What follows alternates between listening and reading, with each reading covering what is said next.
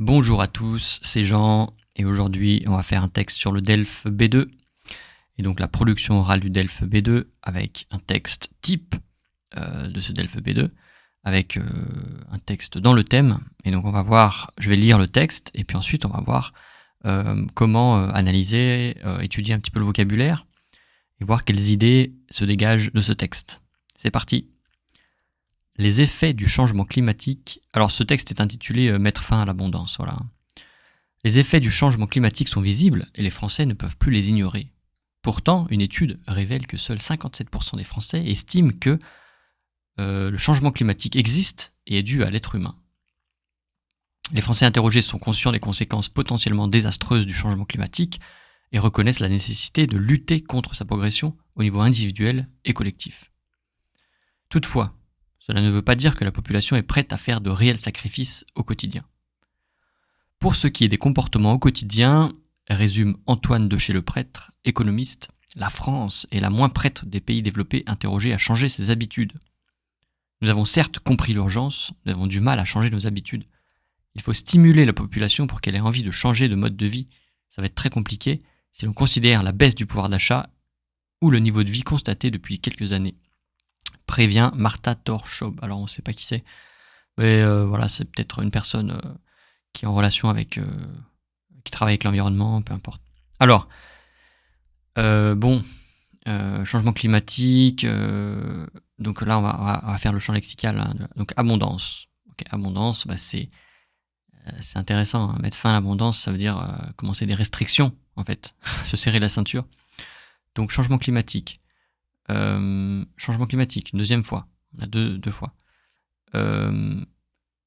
Les changements climatiques, encore une fois, les conséquences désastreuses.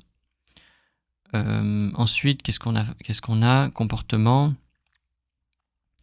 changer nos habitudes, ok, voilà. Ensuite, on a pouvoir d'achat, ok. Et là, on a une tendance, la baisse du pouvoir d'achat, ok. Et puis, on a une autre partie qui parle des habitudes, en fait. Les habitudes, changer ses habitudes, changer de mode de vie, voilà. Changer les habitudes, encore une fois. Donc, on a quand même beaucoup de, de mots, en fait. On a 3 fois là, ok. Et mettre fin, c'est pareil, ça on va changer quelque chose qui était présent, ok. Lutter, il y a cette idée de lutter, en fait, faire des sacrifices. Alors là, c'est peut-être avec habitude, faire de réels sacrifices. Comportement, ouais, changer les comportements, changer les habitudes, etc. Voilà. Alors ici, évidemment, le problème, vous devez résumer le texte. Dans le DELF B2, vous allez voir ce texte, vous allez l'analyser, etc. Puis au début de la présentation, il va falloir résumer. Il va falloir découper et résumer avec vos propres mots chaque partie, en fait, du texte. Donc, par exemple, là, vous voyez, les changements climatiques sont visibles, les Français ne peuvent plus les ignorer. Pourtant, une étude, ok, estime que le changement climatique existe et est dû à l'être humain. Donc, en fait, seuls 57%. Donc, c'est plus de la majorité quand même, mais eux, ils disent seuls, parce que pour eux, c'est pas suffisant. Donc, là, vous allez pouvoir résumer. Donc, dans le premier paragraphe, l'auteur, il indique que les effets du changement climatique sont visibles, mais malgré ça, 57% des Français estiment toujours que le changement climatique, il est dû à l'être humain. Voilà. Donc c'est ça. Vous résumez avec vos mots, vos propres mots.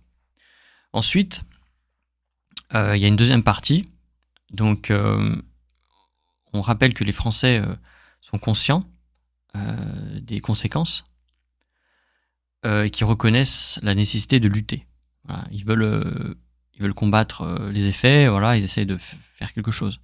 Au niveau individuel et collectif, bon, ça, vous n'êtes pas obligé de le mettre. Toutefois, alors en fait, il y a deux choses là. Toutefois et pourtant. En fait, c'est arrivé ici. Pourtant, une étude révèle que 57% des Français pensent que c'est dû à l'être humain. Toutefois, voilà. Et ces choses-là, ça vous permet de séparer aussi les idées. Ok ? Donc là, on ne peut pas ignorer les effets du changement climatique. Néanmoins, il y a beaucoup de Français qui pensent que le changement climatique est dû à l'être humain. On voit les effets encore. Donc là, on a un peu cette idée 1, opposition, idée 1, opposition, voilà. Mais on n'est pas prêt à faire des sacrifices. Voilà, on ne veut pas changer nos habitudes, ok. On ne veut pas changer nos comportements au quotidien. Voilà. Et donc là, on parle de la France en particulier, par rapport à une comparaison avec les pays développés. Donc ça dépend. Vous, ça peut être une idée très intéressante à aborder. Mon pays est en France. Quelle est la différence? Est-ce que moi, j'habite dans un pays développé? Est-ce que j'ai l'impression que les gens sont davantage prêts à changer leurs habitudes et leur comportement? Est-ce que j'habite dans un pays qui n'est pas développé ou alors qui est en voie de développement? Est-ce que les gens sont prêts à changer leurs habitudes, etc. Vous pouvez très bien parler de votre expérience et de la comparaison entre votre pays et la France. C'est une très bonne idée. Okay. Il y a urgence, ok, mais nous avons du mal à changer nos habitudes, évidemment. Ok, c'est normal. Et donc là, la personne a dit, il faut stimuler, il faut forcer les gens, faut leur faire envie de changer de mode de vie. Voilà. Il faut faire quelque chose. Parce qu'on n'a pas envie de changer de mode de vie, effectivement, la plupart des gens sont habitués, c'est difficile de changer les habitudes. Hein. Et surtout, un autre argument, il y a une baisse du pouvoir d'achat, hein, les gens ils gagnent de l'argent, mais ils dépensent de plus en plus à cause de l'inflation. Donc ça peut créer un frein. C'est un frein en fait à ce changement d'habitude. Ça n'encourage pas du tout les gens à changer d'habitude, puisque j'ai pas d'argent, je vais pas acheter une voiture électrique parce que ça coûte cher et que voilà, je vais garder ma vieille voiture. Donc ça fait partie des freins, voilà, ici. Alors, le thème, ça c'est évident. Alors, l'abondance, j'avais dit en fait, l'abondance c'est quand on a beaucoup de choses, on a tout ce qu'on veut, il n'y a pas de limite. Voilà. Et donc, le contraire, c'est la limite, la restriction. Ok, limite, restriction. Ici, quelle restriction on parle? De quelle restriction on parle? Changer d'habitude au quotidien, on imagine que c'est la consommation. Voilà. Donc là, le thème, c'est la consommation. Évidemment, acheter une voiture qui roule à l'électrique, acheter des aliments qui ne sont pas fabriqués à l'autre bout du monde, qui sont fabriqués de manière locale, etc. Et donc, évidemment, l'autre thème, c'est l'environnement. Voilà. Et après, vous pouvez parler, face à tout ça, des habitudes, des comportements, des tendances, etc. Voilà. Très important, ces thèmes. Ok. Je vous rappelle que si vous avez besoin d'étudier davantage pour le DELF B2, vous avez les expressions de l'actualité. Celui-là, moi je l'aime beaucoup parce qu'il est très utile et il vous montre, il va vous aider à comprendre en fait les différentes expressions qui sont présentes dans les journaux, dans l'actualité. Et donc par conséquent, vous aider avec le DELF B2. Et puis il y a celui-là aussi, avec les mots des médias. C'est pareil, c'est du vocabulaire. Hein. Tout ça, c'est vraiment très bon pour le B2. Et puis il y a aussi les expressions. Voilà, celui-là, moi j'aime beaucoup aussi parce que c'est un petit peu en connexion avec les 200 expressions de l'actualité, ce livre-là. Les 300 expressions pour réussir, là c'est plutôt des expressions idiomatiques. C'est un petit peu différent. Des images, voilà, des expressions, un peu ce style-là. Voilà.